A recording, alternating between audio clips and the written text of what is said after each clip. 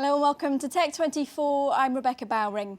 Coming up in the programme, they smuggled satellite phones into Libya. Now they want to give Syrian protesters freedom of expression. We meet Telecomics, the humanitarian hackers who hope NGOs can help them open channels to the oppressed. And from IBM stat machines to Babala's connected rackets, we'll take you behind the technology scenes at the French Open tennis tournament. First, in a year when hacker collectives have grabbed the headlines for bringing down the websites of the CIA, Home Office and Elysee, another group of online pirates say they're trying to build, not destroy. Enter Telecomics, the self-avowed white hat hackers. French members of the movement met NGOs last weekend at Paris's Porte de Versailles exhibition centre. There they showed off a remote-controlled drone that they've designed to carry a mobile phone or other recording device. The idea is to empower protesters to continue getting their message out. One Telecomics hacker told us they hope to work with NGOs to distribute the technology. There are definitely things we can do together for a simple reason, because these days the only means of getting around centralised censorship is the internet. And those who are competent at doing so are the ones we call hackers.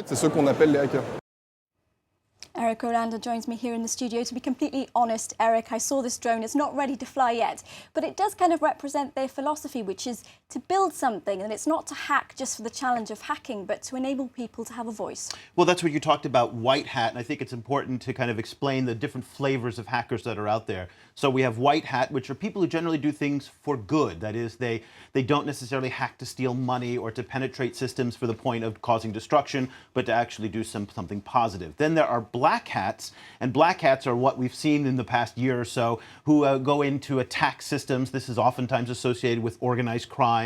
A lot of black hats coming out of places like Russia and China and even the United States and other countries like that. And they're really the more sinister kind. Now then you have the gray. And this is one of those subjects where gray, because when you work with NGOs and you work with hackers, you always have to be worried about the unintended consequences. Sure, the idealism of opening up the internet, but once you open up the internet, how people use it, that becomes something that is subject to question. And is this a collaboration that can bear fruit, or does it actually politicise NGOs? Do they want to work with hackers? Because it's a stigmatised term after all. Hacker is a loaded word, and NGOs is also a very vague word. There are all flavors of NGOs, just as there are all flavors of hackers out there. Now, NGOs traditionally have not been the most technologically savvy or advanced group of organizations. So for them to actually reach out into these hackers, and whatever you want to call them, I hate calling them hackers because it's so ambiguous. But at the end of the day, we don't know what will happen. It's a very early art, and we don't actually know what will happen, which is why I say watch out for the unintended consequences from these kinds of partnerships. Talk to us, though, about some of the ways that hackers can help NGOs. What expertise can they channel? Well, certainly getting a message out, and that's very, very important. So we've had this situation in the Arab Spring last year when internet was shut off, when communication of activists is limited. Also, think about it when you use sites like Facebook, you have to use your own identity. Hackers can really help in masking somebody's identity. Think back to Wael Ghonim, who started, of course, all the events that happened in Egypt with his Facebook page. One of the things that really caused him a lot of problems was the fact that he had to reveal his identity. Hackers can really help in this way of masking and protecting the identity of individuals. You were talking about how some NGOs are not particularly tech savvy, but there are some out there, aren't there, that are blazing a trail. Tell us about them. Well, there are some, and we've seen some very innovative experiments. There's one group that's actually doing an experiment with the United States State Department to put internet in a box, and that's when you have no internet access or internet access is monitored or even turned off. This internet in a box can really help as well. You're also looking at technology helping get the message out in terms of fundraising, awareness, using social media to raise awareness about a particular cause, or in fact to help raise money. These are all ways that NGOs are working in this space. But again, there's a lot of room for kind of distance here. Potentially for these collaborations? But there is potential for these collaborations, but there's also potential for these collaborations to go dreadfully wrong. Remember, once you have net access, good guys and bad guys can get in there, and there's a lot of concern about that as well. It's always a double-edged sword. Thanks for it. Stay with us here on Tech 24. Test 24's next.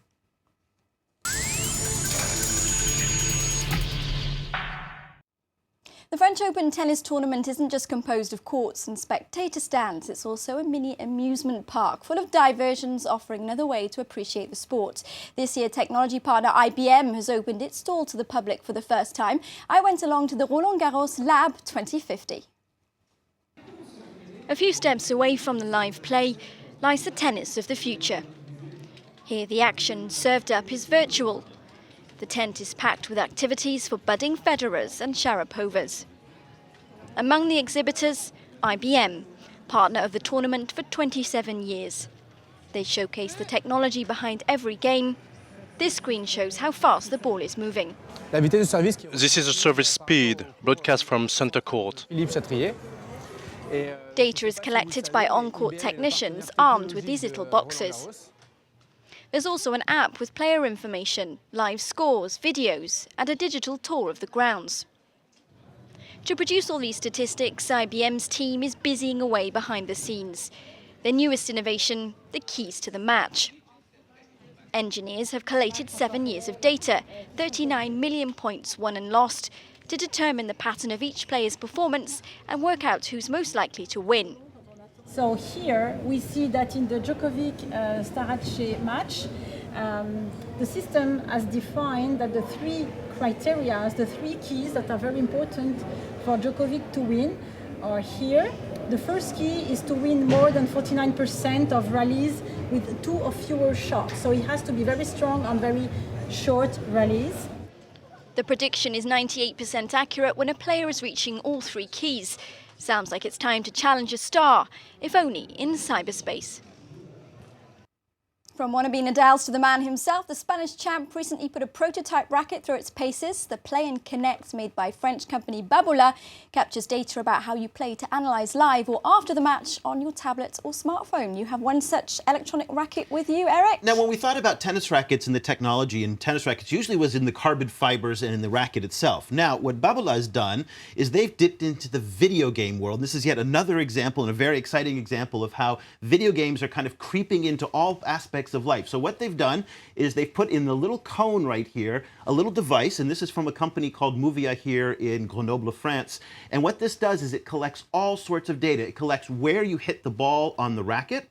It collects data about your stroke. It collects data on all sorts of things about your swing. You plug this in via Bluetooth or a wireless connection into your computer, and it gives you all of this data to help you, the hack like me, on the weekends kind of become better. So this is really, again, something that comes out of the video game world because it's the same company that does the Nintendo Wii movement gesture type of games as well. And this is great for tennis coaches everywhere, I guess, to compare and contrast how players play. Absolutely, just to actually see, because a lot of tennis coaches, what we've done, and my own experience in this space as well, is you work on a student's form and where they hit the ball, and you can generally tell where a student is hitting the ball, but here you'll be able to profile exactly what the student is doing, where on the racket they're actually hitting it. So if you're not hitting it what's called the sweet spot, which is right in the middle, then you can identify to a student exactly where they're doing it, all through this little nice device. 5 years in the making, due to come to market next year. Next year, between 200 and 500 euros, and that, of course, will depend also on the racket. So this is still in the dream phase. It's a prototype, but it looks like it's going in that direction to make it to market. And it's another reminder of how technology can make us better athletes. And sports, yeah, all over. Thanks very much for all of that. Eric Olander, thank you to you for watching this edition of Tech24. Get in touch with us via the social network, the URL coming up in the corner of your screen. And, of course, you can follow us on Twitter at TechF24. We end this week with an invention that can make you, well, an inventor yourself. Makey is a kit that connects everyday objects, turning them into a touchpad that works with the internet. Anything from a banana to a cat is up for grabs. To find out more about the campaign, log on to kickstarter.com.